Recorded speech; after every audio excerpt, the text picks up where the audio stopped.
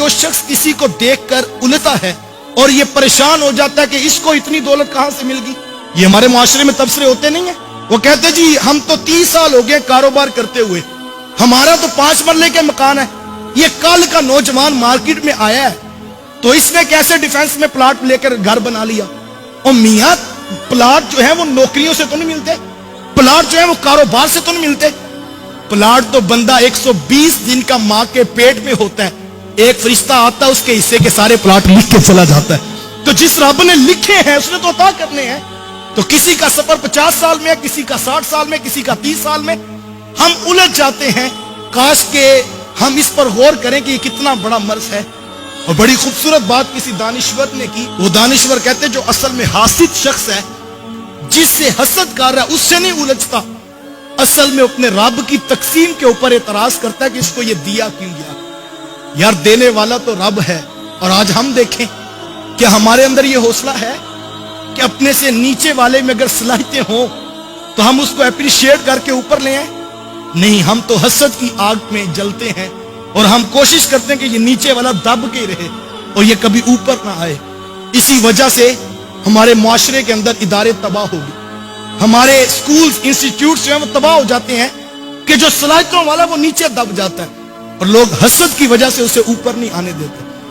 मैंने अपने बचपन के अंदर एक मदरसे को उजड़ते हुए देखा है और उसकी बुनियादी एक वजह यही थी कि जो बड़े असातिज़ा वहां पर मौजूद थे, अल्लाह ने एक नौजवान को जो 30 साल की उम्र के थे तो उनको इल्म का नूर भी दिया, ज़ुहद और तकवा भी रब ने उनको अता किया और अल्हम्दुलिल्लाह वो मुफ्ती भी बन गए, हाफिज़े कुरान भी थे, कारी कुरान भी थे।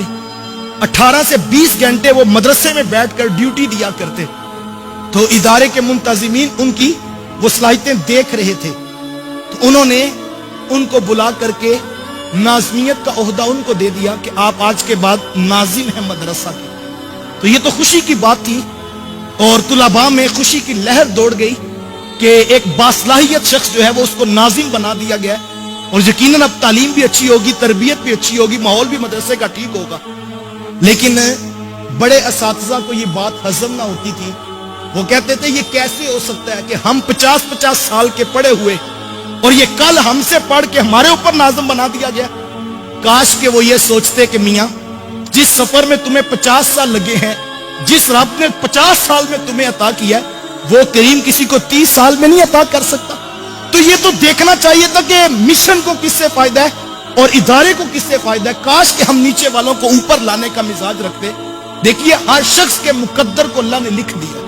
तो किसी का सफर 50 साल में, किसी का 60 साल में, किसी का 30 साल में, हम उलझ जाते हैं। काश के हम इस पर गौर करें कि ये कितना बड़ा मर्ज है। यार देने वाला तो रब है। वो खुद फरमाता है कुलिल्लाहुम्मा मालिकल मुल्क तूतिल मुल्क मन तशा व तंज़िउल मुल्क मिम्मन तशा व तुइज़्ज़ु मन तशा व तुज़िल्लु मन तशा।